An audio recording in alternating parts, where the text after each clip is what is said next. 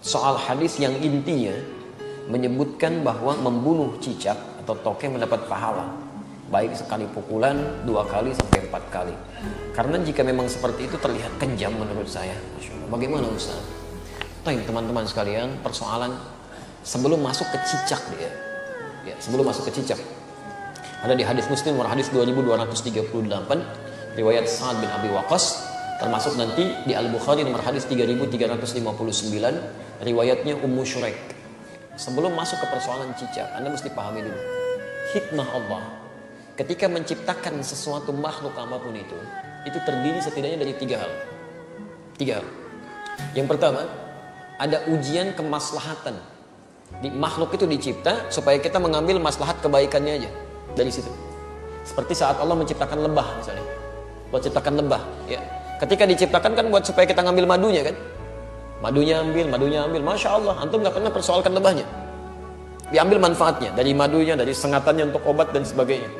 Di hewan ini, ketika diciptakan oleh Allah Subhanahu wa Ta'ala, memang penciptaannya adalah ujian maslahat untuk kita, supaya kita mendapatkan maslahat dari situ. Setiap antum ambil, niat karena Allah, ada pahala di situ. Dan lebah menunaikan tugasnya sesuai dengan izin Allah Subhanahu wa Ta'ala dan perintahnya. Kedua, ada sebagian yang diciptakan oleh Allah Subhanahu wa Ta'ala sebagai ujian yang menghadirkan madarat di situ, supaya kita mengetahui ada keburukan yang harus kita hindari.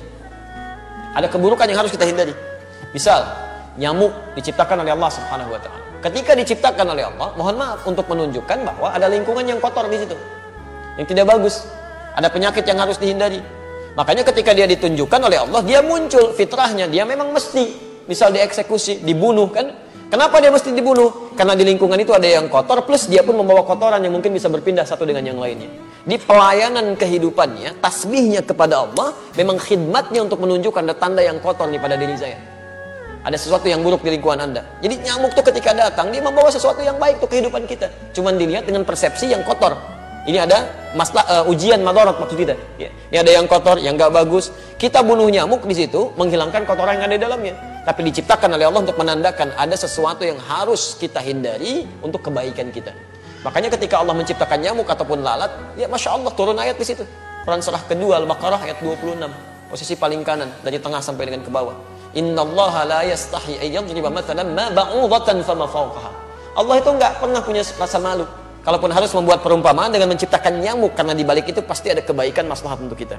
Jadi, kenapa antum enggak pernah tanyakan? Kenapa enggak tega membunuh nyamuk? Kenapa enggak mengatakan kejam membunuh nyamuk? Jadi persoalannya bukan bunuh atau tidak bunuh, itu ada ujian bagi kita yang menampilkan madarat di situ yang harus kita kemudian hilangkan. Kalau Allah enggak tampakkan, maka bahaya untuk kehidupan kita. Termasuk cicak. Cicak masuk pada ujian madarat di samping ujian keimanan. Ya, ada madarat. Bukankah ketika cicak datang menandakan bahwa banyak kotoran yang ada di situ? Ada bakteri E. coli yang dia bawa, ada kotoran-kotoran yang ada di sekitarnya. Yang dimakannya pun yang kotor juga. Apa makanan cicak? Nyamuk. Jadi ini menandakan bahwa ketika cicak hadir itu dia diciptakan oleh Allah, bukan diciptakan untuk dibunuh, diciptakan untuk menandakan ada madarat di sekitaran itu dengan kotoran-kotoran. Makanya diciptakan oleh Allah untuk menunjukkan nih ada yang kotor, ada yang gak bagus, termasuk dirinya sendiri.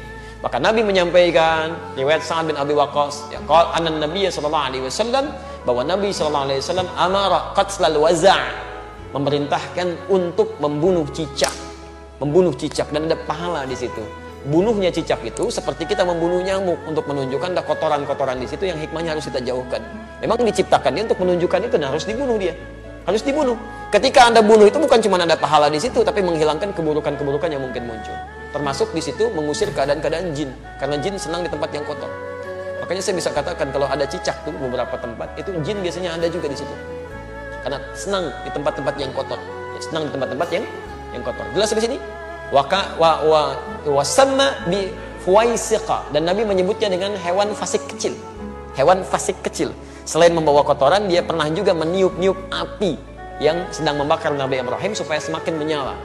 Ya, diharapkan menjadi dingin dan teduh, ini malah ditiup-tiup oleh hewan ini. Makanya ketika Anda membunuhnya, bukan cuma menghilangkan kotoran, tapi plus ada pahala di situ. Pahalanya di situ dengan sekali pukul ada 100 kebaikan, ya kan? Berdasarkan hadis riwayat Al-Bukhari dari Ummu Syuraik, nomor hadis 3359.